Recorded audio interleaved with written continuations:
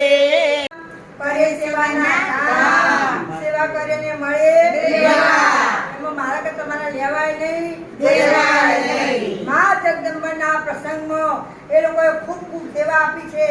એ બદલ રણછોડ મંડળનો જય શ્રી કૃષ્ણ આભાર. મારા હસમુખભાઈ, ભાવેશભાઈ અને નિતિનભાઈ ને પણ ખૂબ ખૂબ મંડળ તરફથી આશીર્વાદ. એમનું ભલું કરે અમે